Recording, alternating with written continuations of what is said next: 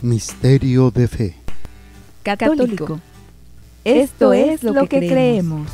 Esto es lo que celebramos. Y esto es lo que vivimos. Misterio de fe. Comenzamos. Permítanme gritarlo.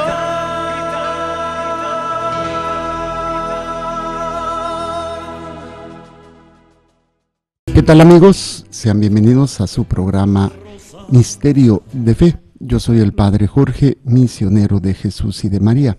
Les saludo en este día, doy gracias a Dios porque nuevamente me permite estar compartiendo pues estos momentos, este amor a Dios, este deseo de conocer más lo que es de Dios, de todo este elemento que es crecimiento en la divina voluntad, crecimiento en el amor, en la gracia de Dios.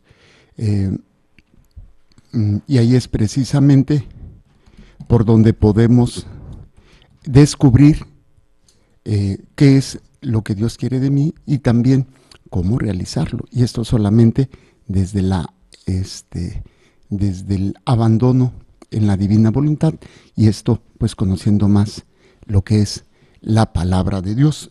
Por eso estamos aprendiendo lo que es la lección divina, a tratar de profundizar en la divina voluntad, en lo que Dios nos ha dejado en su palabra y aventurarnos en todos estos aspectos maravillosos del amor de Dios.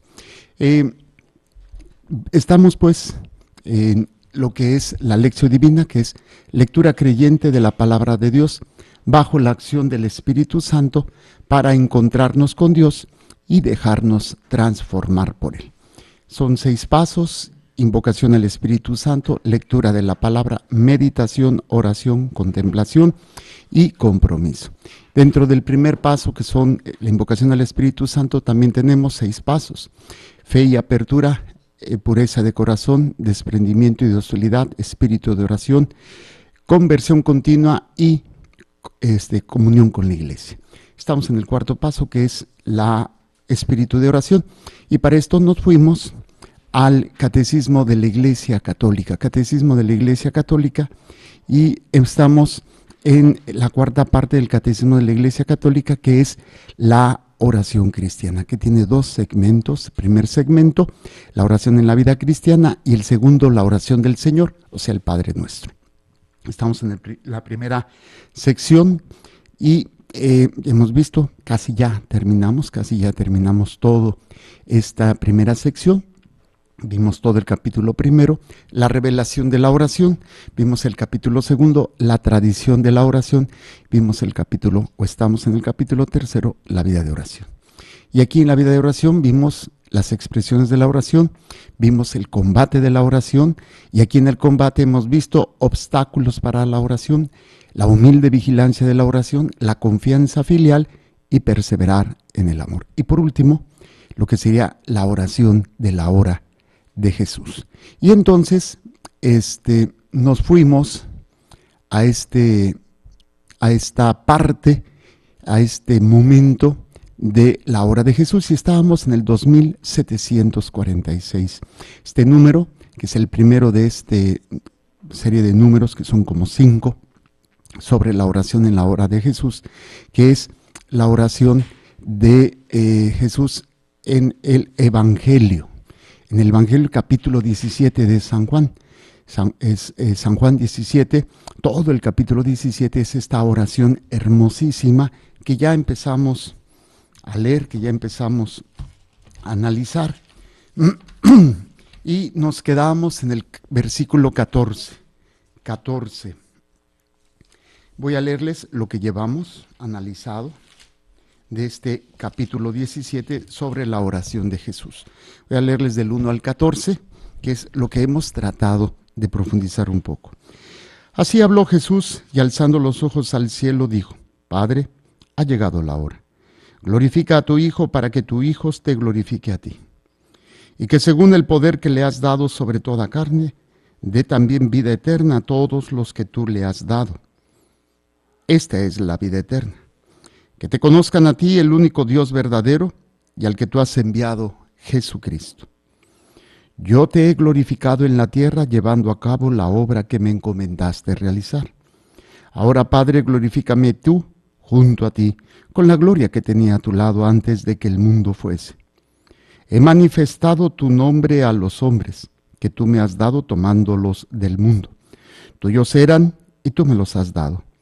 Y han guardado tu palabra, ahora ya saben que todo lo que me has dado viene de ti.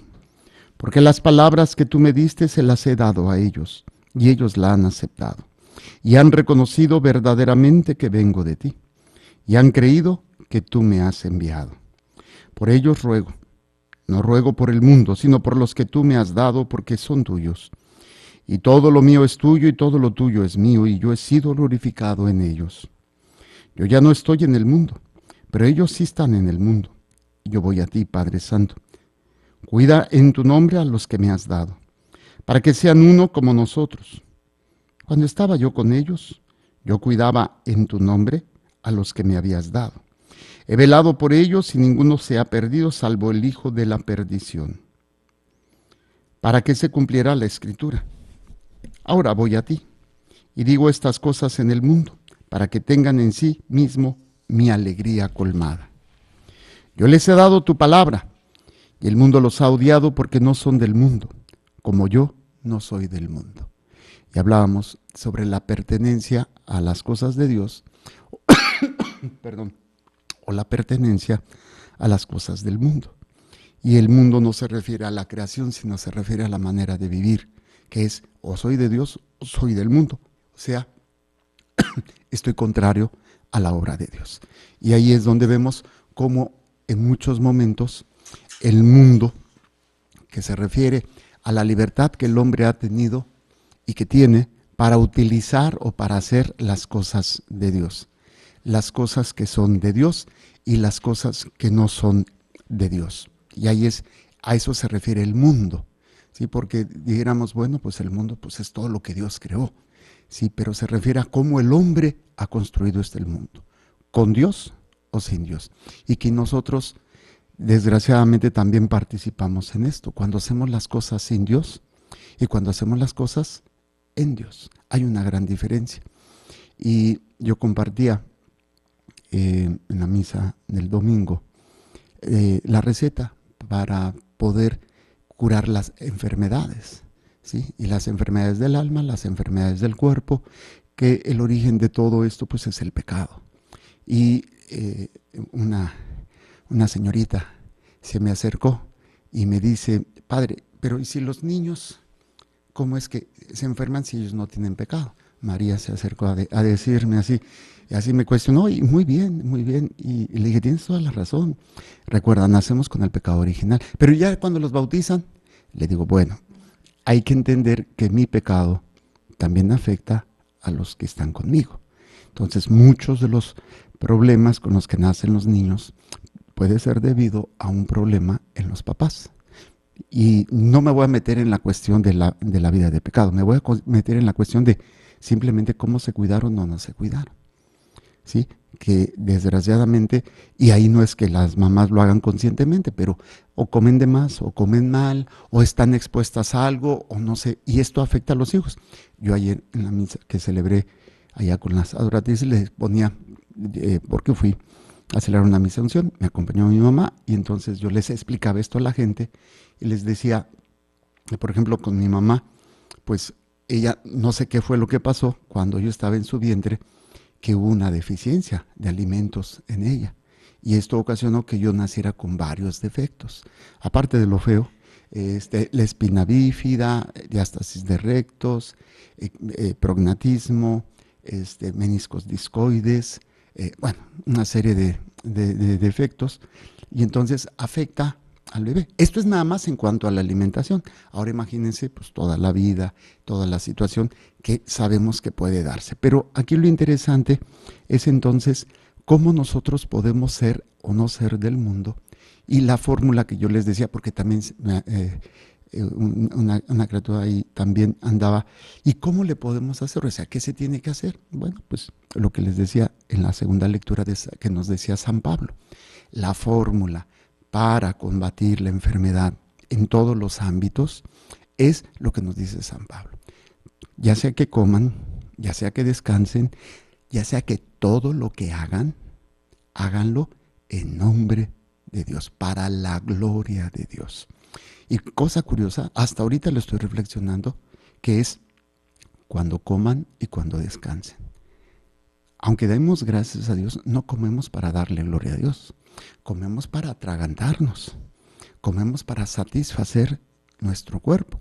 Y obviamente esto a la larga va a generar un problema de salud. Entonces, fíjense qué interesante. San Pablo va a decir dos cosas que no sabemos hacer y que desde lo más básico no le damos gloria a Dios. Descansar. No sabemos descansar. ¿Sí? Nos desvelamos por tonterías, por trabajo, por cuestiones que no son saludables. Todavía dijéramos porque estoy orando, porque estoy en sacrificio, porque estoy... Pero no, a veces son tonterías por las cuales descuidamos nuestra salud. Entonces, y el otro, pues la manera en que comemos. Pero bueno, esto viene a alusión de que somos o no somos del mundo. Aunque estamos en las cosas de Dios y tratamos, no siempre actuamos de acuerdo al mundo de Dios, o sea, de acuerdo a la divina voluntad. Actuamos más bien de acuerdo al mundo, o sea, la satisfacción desmedida de lo que siento, de lo que quiero, de lo que me gusta, de lo que necesito, para poder nosotros hacer, pues, esa satisfacción y a la larga nos vamos a dañar. Y esto también lo hemos hablado en alguna ocasión. ¿Cuál es el peligro del pecado? El verdadero peligro. El verdadero peligro del pecado es que no hay síntomas inmediatos al pecado. Pueden ni siquiera manifestarse durante años o tal vez durante toda tu vida. Pero el principal síntoma o consecuencia del pecado es la muerte del alma, la condenación del alma. Y ese es el problema, que muchas veces podemos pecar y no darnos cuenta y seguimos en ese estilo de vida, seguimos en esa circunstancia y terminamos, obviamente, en dañando el alma y el cuerpo y vivimos en el mundo, de acuerdo a lo que es contrario a Dios. Entonces, estamos aquí como los que vivimos aquí en la frontera, se va a entender muy bien. ¿Por qué? Porque a veces estamos en los United States y a veces estamos en México. No quiero decir cuál será el reino de Dios y cuál el reino del mundo, para no ser así, pero con una facilidad que a veces se puede pasar de un lado a otro y para nosotros ya es así como que voy a la tienda, voy al otro lado. Bueno, alguna gente, no todos tienen la posibilidad, ¿no? Pero así como que estoy pasando así nos pasa a muchos de nosotros. De repente estamos en las cosas del mundo y de repente, ay no, sí, voy a misa, me confieso, y de repente en las cosas del mundo y estoy así, moviéndome de un lado a otro y ahí realmente esto es lo que nos va a afectar y nos sigue afectando a cada uno de nosotros. Entonces, esto es importante que lo entendamos para que hagamos conciencia. Entre más tiempo estemos en las cosas de Dios, más frutos tendremos. ¿Cuánta gente va a misa los domingos? Y es el único momento que está en el mundo de Dios. Y luego cuando van, pues ni siquiera ponen atención. O se me duermen, o están distraídos, o bueno, pues sí, pero no trasciende en su vida lo que se está dando ahí. Entonces simplemente lo que hacen, pues es, pues ya fui, ya cumplí. Pero todos los demás días, incluso el mismo domingo que supuestamente va a ser para Dios, nos damos cuenta que no es así, que no es en ese planteamiento de dedicarle el día a Dios, dedicárselo a Dios, sino que pues simplemente ya en la mañanita, misa de niños para que sea más rápido y entonces todo el demás día ya me dedico a otras cosas y no a pertenecer al mundo de Dios, porque no son de este mundo. Sería un planteamiento interesante, ¿qué mundo pertenezco yo? ¿A qué planeta pertenezco? ¿Sí? ¿O soy de Dios o soy de la divina voluntad? Y esto nos lleva a planteamientos necesarios en cada uno de nosotros. Entonces, esto fue realmente número 14, que lo estaba retomando de esta oración, la hora de Jesús. la hora de Jesús. Luego dice el número 15, no te pido que lo retires del mundo, sino que lo guardes del maligno. Entonces vendría siendo esta ¿cómo se llama? El elemento que yo les decía, o soy de Dios o soy del maligno. Entonces Jesús le dice, no los retires, sino guárdalos, o sea, que haya esa protección, porque estamos en medio del mundo, somos del mundo. Y esto nos va a llevar a descubrir que no somos parte de Dios cuando estamos permitiéndonos cosas como peligros, como relaciones de amistades que pueden ser peligrosas para nuestra alma. Y ahí es precisamente donde vamos a ir descubriendo, vamos a ir viendo estos elementos que están aquí latentes. Ok, entonces dice, ellos no son del mundo. No te pido que los retires del mundo. ¿Qué es lo que tiene que hacer una persona que conoce a Dios? ¿Qué tiene que hacer una persona que quiere ser de Dios? No es irse a meterse a los antros, no es irse a meter, pero sí es en su realidad tratar de ganar. Hay veces que hay que meterse. Hace muchos años, y este elemento que va a ser fundamental es que hace algunos años, en el siglo pasado, hubo un movimiento dentro de la iglesia, un movimiento que pretende o que quería que los sacerdotes salieran de las parroquias y se mezclaran con el pueblo. Entonces, ¿qué fue lo que sucedió? En Francia y en otros países, ¿cómo se llama? Dejaron las parroquias y se fueron como sacerdotes, bueno, no como sacerdotes, sino como personas, a trabajar en una fábrica, pero como sacerdotes, supuestamente para ganar al pueblo. Para ganar al pueblo. ¿Qué fue lo que pasó con la mayoría de los sacerdotes? Se fueron absorbidos por el mundo y dejaron el sacerdocio. Dejaron el sacerdocio. Entonces, no se trata, repito, de meternos así y perder nuestra identidad, sino desde nuestra identidad, sí, involucrarnos con la gente, y esto no solamente los sacerdotes, sino también los laicos, ¿no? O sea, los laicos son los mejores agentes secretos que tiene la iglesia, para que se involucren, pero sin perder su identidad, sin perder quiénes son y qué son. Son hijos de Dios. Y estamos luchando por la salvación de las almas. Pero desgraciadamente, esto pues nos va a marcar una conciencia que no debemos de perder, que es precisamente este planteamiento de que me voy a meter, pero no debo de perder mi identidad. Y esa es la manera como nos va a proteger del maligno, nos guarde del maligno. Y hay una nota al pie de página que está en la palabra maligno. Entonces nos vamos a Juan 17:15, en la parte de abajo, dice, o bien que los guardes del mal. O sea, aquí hay algún planteamiento. A mí, cuando yo rezo el Padre Nuestro, ustedes me han oído algunos, no me gusta decir el mal porque es ambiguo. La fuente del mal es el maligno. Líbranos del maligno, porque existe Satanás y todo lo que esto conlleva, ¿sí? Que es no darle gloria a Dios, no pertenecer a Dios, o creer que pertenecemos a Dios y no serlo, porque esto nos va a llevar a perder lo que soy. Entonces, no, sí, yo soy católico, pero en el templo.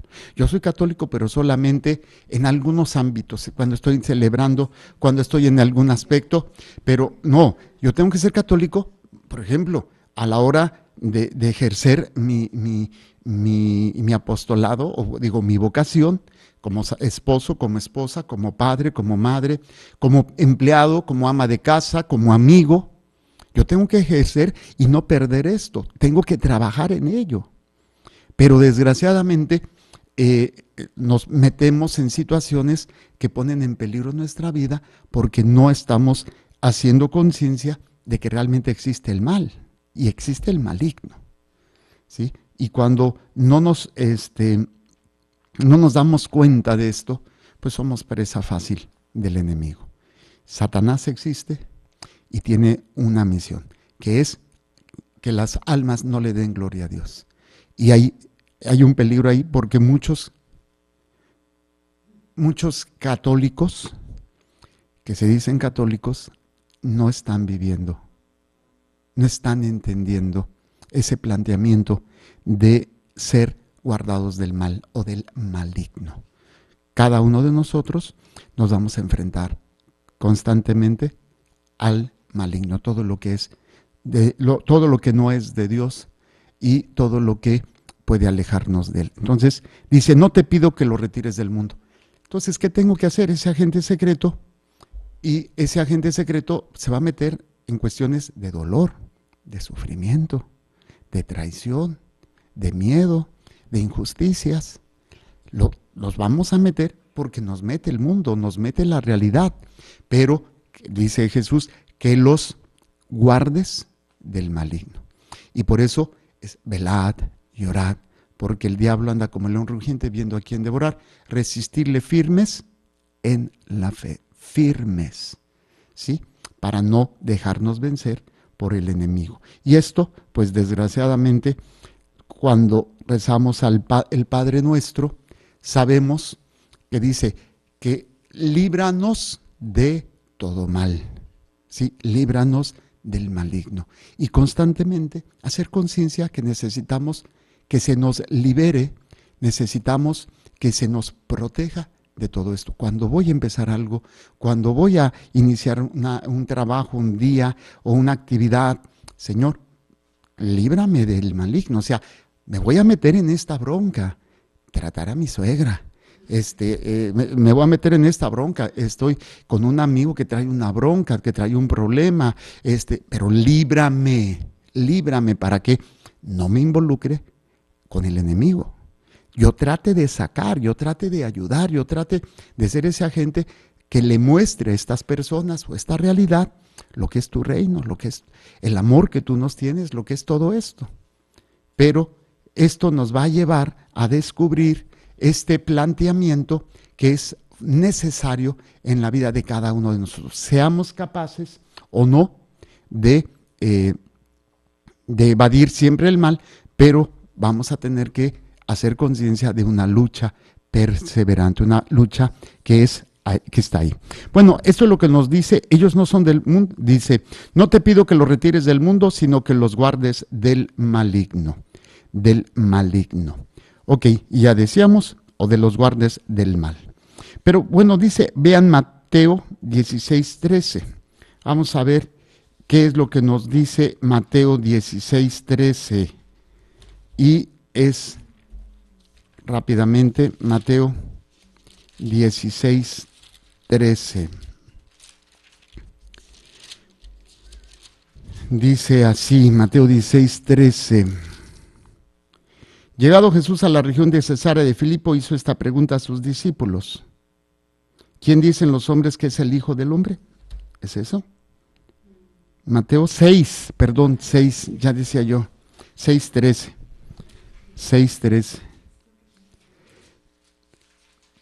Dice, y no nos dejes caer en tentación, mas líbranos del mal. Tiene dos asteriscos, en el caer y en el mal. Entonces vamos a ver el segundo asterisco en la parte de abajo, 6:13b. Fíjense, dice, o del malo. Del malo, o sea, puedes decir del mal o del malo o del maligno, que es como me gusta decirlo. Dice, porque tuyo es el reino, el poder y la gloria por los siglos. Amén. Glosa litúrgica inspirada en Primera de Crónicas 29, 11, 12, que era útil para reconducir la oración a su tema central, el reino de Dios. ¿Sí? Y dice, falta en los principales versículos del Nuevo Testamento, pero se encuentra ya en la Didache y en los textos bizantinos. Esta parte que decimos nosotros al terminar del Padre Nuestro, porque tuyo es la gloria, tuyo es el reino, todo el poder y la gloria por los siglos de los siglos. Amén. ¿Sí? Entonces se dice que es parte del Padre Nuestro. Pero bueno, regresamos a San Juan 16, 17, ahora 16. Dice, ellos no son del mundo como yo no soy del mundo.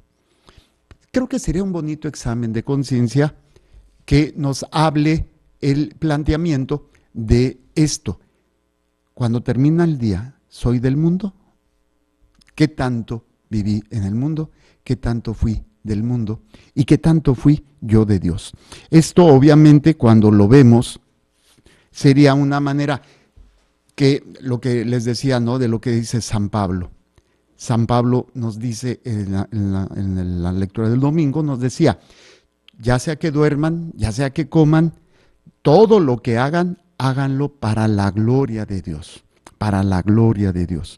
Y ahí es precisamente, en este día, ¿qué actos fueron del mundo y qué actos fueron de Dios? ¿Saben cuál sería la fórmula más simple de conocerlo? Que de todo lo que yo hice en el día, se lo ofrecí a Dios. Y con esa conciencia de que, Señor, lo hago por ti, lo hago en ti, lo hago contigo. Y ahí es precisamente lo que vamos a ir viendo, lo que vamos a ir descubriendo. ¿Sí? Esto es necesario que nosotros lo trabajemos. Bueno, ellos no son del mundo como yo no soy del mundo. ¿Ok? ¿De qué eres? ¿De quién eres? Y tú puedes decir, yo soy de Dios, pero tus obras hablan que eres de Dios. Y esto obviamente, y es lo que vamos a ver y a entender y a conocer de todo lo que hacemos en el día. Bueno, entonces dice, ellos no son del mundo como yo no soy del mundo. Ahora, versículo 17, santifícalos en la verdad, tu palabra es verdad. Santifícalos, santifícalos. Y ahí es donde vamos a ver y entender todos estos elementos que van a estar ahí, que es la santidad, ¿cómo se llama? El aspecto al cual estamos todos llamados, a vivir con la meta o el objetivo de llegar a ser santos. La vocación universal de todo cristiano es, independientemente que seas maestro, que seas médico, que seas estudiante, que seas ama de casa, que seas religioso, que seas sacerdote, y este elemento es que es la vida de santidad. Todos, en lo que hayamos escogido, lo que nos estemos viviendo, la vocación o el estado que hemos escogido, el Señor nos llama a ser santos, nos llama a todo aquello que va a ser muy interesante para todos nosotros. Entonces, vamos a ver la nota. Dice, santifícalos en la verdad, tu palabra es verdad. Nos manda al versículo 17, tiene un asterisco en la palabra santifícalos. Dice así, versículo 17. El verbo significa literalmente separar para Dios. Por eso decíamos, algo que es un consagrado, ¿qué significa? Ser separado para Dios. O sea, los consagrados tienen que ser santos, porque estamos solamente para Dios. Los matrimonios, ¿para quién tienen que ser? Para Dios. Todos los bautizados, todos los confirmados tienen que ser para Dios. O sea, santifícalos, sepáralos. O sea, que no los toque el mal. Ser santo o ser santificado es que todo sea para Dios. ¿Qué palabra utilizamos o en qué momento usamos la palabra santificado? O sea, nosotros con nuestras obras santificamos el nombre de Dios. Porque lo que hago, lo hago en nombre de Él, para Él.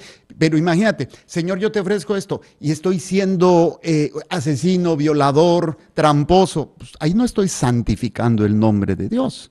O sea, todo lo que se separa del mundo y se le da a Dios.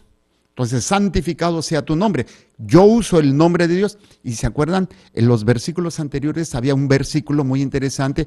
Les he manifestado tu nombre. ¿Qué significaba eso?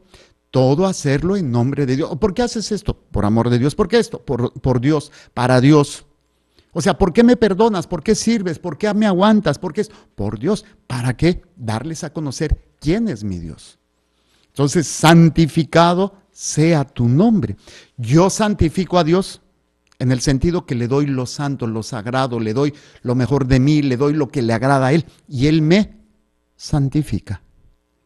O sea, santifícalos, que significa literalmente guárdales del mal. Que nos vuelve a mandar a, no, perdón. Dice, el verbo significa literalmente separar para Dios, dedicar a Dios en el sentido original de este término. Y nos manda a Hechos 9:13. No pierdan de dónde estamos, pongan un separador, porque si no luego se me pierden. Hechos 9:13. Pero tiene, a ver, vamos a ir aprendiendo. Vean otra vez la nota al pie de página. De Juan 17 y 17. Tienen la cita bíblica Hechos 9:13.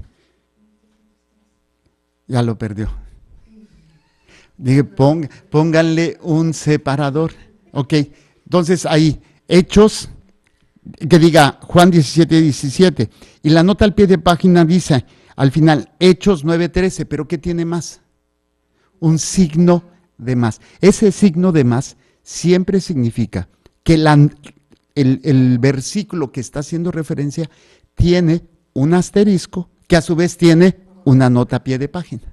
O sea, para poder entender mejor, a eso se refiere el signo de más cuando hay una cita bíblica en la Biblia de Jerusalén. Por eso me encanta la Biblia de Jerusalén, por su aparato crítico. Esto se llama aparato crítico. O sea, la referencia, las explicaciones, algunas veces están tan complicadas que ni yo entiendo. ¿Sí? Algunas veces están así y pues, yo no llego a comprenderlas. Pero hay otras que están muy claras, muy concisas, muy objetivas, que te ayudan a entender. Como por ejemplo lo que hemos visto, santifícalos, o sea, guárdalos del mal. ¿Qué es lo que hacemos cuando bendecimos? Estamos santificando a nuestros hijos. Por eso, bendigan a sus hijos, santifíquenlos, guárdenlos del mal, con su bendición, con sus obras. Las obras de los papás, ahí es cuando vemos un pecado de un papá, de una mamá, puede dañar a sus hijos, aunque no los involucre, porque los deja expuestos al maligno. Pero si el papá y la mamá viven en esa armonía, en ese amor, y esa es una protección que va a acompañar a los hijos, espiritualmente y también físicamente. Pero si no, nos volvemos en ese sentido. Ok, entonces entendieron el signo de más. Vámonos ahora sí, Hechos 9:13. Hechos, capítulo 9, versículo 13. ¿Qué nos dice? Dice así, respondió Ananías, Señor, he oído a muchos hablar de ese hombre y de los muchos males que ha causado a tus santos en Jerusalén. Ahora entendemos por qué al pueblo, a los primeros cristianos se les llamaba santos. No porque, es que como los entendemos ahora nosotros, ¿no? Entendemos que una persona santa es una persona que ha vivido alejada del mal o ha tratado en su medida vivir alejada del mal. Ya entendimos, santifícalos, apártalos del mal. Entonces un santo es que fue apartado del mal, no fue sacado del mundo. Por ejemplo, una Santa Teresa de Calcuta, ella no vivió encerrada en un cuartito para apartarse del mal. O San Juan Pablo II, no vivió apartado del mundo para yo ser santo. No, vivió en el mundo, cometió errores, cometió pecados, pero fue apartado del mal, ya que su alma llegó a la presencia de Dios. Pero sus obras eran para glorificar a Dios, para santificar el nombre de Dios. Entonces dice Hechos 9:13, respondió Ananías, Señor, he oído a muchos hablar de este hombre y de los muchos males que ha causado a tus santos en Jerusalén. Vamos a ver a qué se refiere este asterisco. Está en la palabra santos. Entonces nos vamos hasta abajo a buscar 9:13. Dice, siendo Dios el santo por excelencia, y nos manda Isaías 6:3, los que a su servicio se consagran son llamados santos. Entonces, ustedes están sirviendo a Dios, son santas. Nada más que las obras tienen que hablar de que somos santos. Por eso cuando se va a canonizar un santo, se toma en cuenta pues su vida sus escritos. O sea, no nada más es, ay, es que era bien bueno. No, espérate. Tiene que haber un estudio, incluso en el proceso de canonización, que primero se le llama siervo de Dios, luego beato y luego santo, hay uno que se llama el abogado del diablo, que es aquel que, pues espérate, no, mira, y van a hacer la investigación para el fiscal del diablo, que es el que va a tratar de que no, o sea, simplemente de desenmascarar si es sus obras y vivir la fe de una forma heroica. O sea, de una forma heroica. Por ejemplo, por eso a los mártires, aunque no hayan sido santos, pero dieron su vida en forma heroica por la fe. Vemos a este niño, ¿no? José Sánchez del Río, que pues a esa edad pues dio su vida. Y él sabía que iba a morir y dio su vida. Y pudiéndose salvar, no renegó de su fe. Son santos. Si Dios es santo, los que están al servicio de Dios, ¿cómo tienen que ser? ¿Están oyendo, padres? Ándele, para que se te quite. Tenemos que ser santos. Los sacerdotes, los catequistas, los ministros, los del coro, los que están en controles ahí, tienen que ser santos porque están al servicio de Dios, del que es santo. Y nadie, óiganlo bien, nadie que no sea santo puede llegar a la presencia de Dios. Por eso es el purgatorio. Ahora entendemos mejor por qué el purgatorio. Para purificar todo aquello que traemos, que no purificamos, que no reparamos. Por eso el sufrimiento que podemos padecer aquí puede servir de purificación, de reparación. Pero le tenemos un miedo al dolor, un miedo al sufrimiento. Cuando dices, oye, échale más, papacito, porque con esto me santifico. Y la cultura, el mundo, ¿qué está haciendo? La eutanasia. La eutanasia. Y si no la eutanasia, pues la anestesia. ¿Sí? La anestesia, para que me lo tengan así dormidito, no va a sufrir, va a morir bien tranquilo, pero no está participando de esa purificación. Y mucha gente no quiere participar porque no está evangelizada, porque no entienden, porque aunque se digan católicos, no están entendiendo el valor del proceso de purificación o de reparación a través del dolor, a través del sufrimiento. Bueno, regresamos a esta nota al pie de página 913, dice, siendo Dios el santo por excelencia, ahí dejen otro separador y nos vamos a Isaías 6.3. Isaías 6.3. Y así, fíjense, cuando hagamos la lección divina, todavía no estamos haciendo lección divina, pero de alguna manera esto que estoy haciendo con ustedes es lo que haríamos. Es parte de la búsqueda, leer el texto y el contexto de lo que estamos leyendo, del pasaje bíblico. Entonces, 6.3. ¿Sí? Fíjense, voy a leerles desde el 1 para que lo ubiquemos, pero el texto es el 3. Dice, el año de la muerte del rey Josías, vi al Señor sentado en un trono excelso y elevado, y sus haldas llenaban el templo. Unos serafines se mantenían erguidos por encima de él.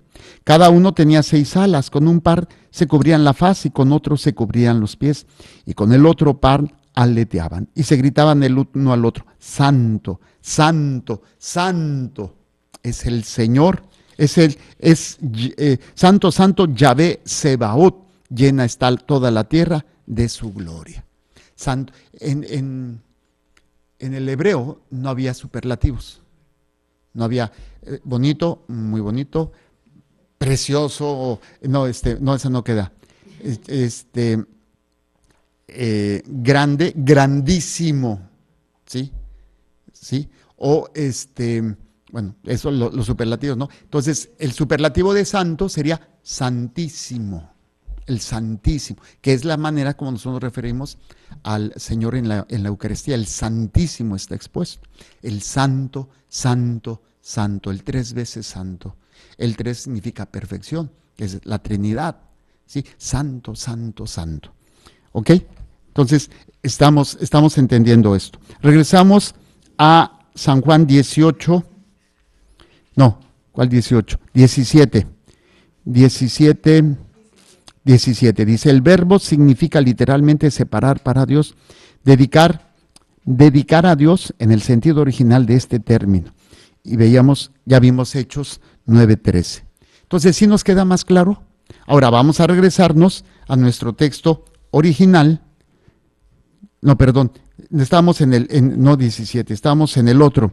Estamos en Hechos 9:13. Entonces dice, siendo Dios el santo por excelencia, Isaías 6:3, ya vimos. ¿Por qué? ¿Por qué por excelencia? Pues el Antiguo Testamento nos lo refiere santo, santo, santo. Dice, siendo Dios el santo por excelencia, los que a su servicio se consagran son llamados santos. Ahora dice, aplicado primeramente al pueblo de Israel y especialmente a la comunidad de los tiempos mesiánicos. Este término vale de una manera eminente para los cristianos que son el nuevo pueblo de Dios. Por eso vemos que San Pablo está diciendo, Lucas en este número 9:17 dice, cuando Ananías se está refiriendo, que dice, 9:13, perdón, ¿o qué es? Sí, 9:13. Cuando dice que mucho debemos hablar de este hombre y de los muchos males que ha causado a tus santos, a su gente, que están aceptando a Jesús como su Señor. Ya se les llamaba santos. Vamos a retomar esto porque nos faltaron algunas citas bíblicas, que es Levítico 17 y Éxodo 19:6. Aquí nos vamos a quedar. Estamos en la hora de Jesús, en el número 2746, en la hora de Jesús, en el capítulo Juan 17, estábamos en el versículo Juan 17, en el santifícalos, y nos íbamos a la nota al pie de página y nos fuimos a Hechos 9:13, y de Hechos 9:13 la nota al pie de página, donde estábamos viendo, siendo Dios el santo por excelencia, vimos Isaías 6:3, los que a su servicio se consagran son llamados santos, y ahí nos quedamos. Nos falta Levítico 17 y Éxodo 19:6. Y luego Daniel 7:18. ¿Sí? Bueno, esto es nada más para que nos ubiquemos, entonces continuamos, si Dios nos presta vida, el siguiente programa. Que el Señor les bendiga y les proteja, haga resplandecer su rostro sobre ustedes y les conceda su favor. Que el Señor les mire con benevolencia y les conceda la paz. Amén. Jesús, que tu sangre pura y sana circule en estos cuerpos enfermos, y que tu cuerpo puro y sano transforme estos cuerpos débiles, y que una vida sana y vigorosa palpite dentro de ellos. Amén. Y la bendición de Dios Todopoderoso, Padre, Hijo y Espíritu Santo, descienda sobre ustedes y permanezca para siempre. Muchísimas gracias. Continúen con nuestra programación. Recuerden, Dios es amor y te ama. Creer, celebrar y vivir tu fe es el reto de hoy. Misterio de fe.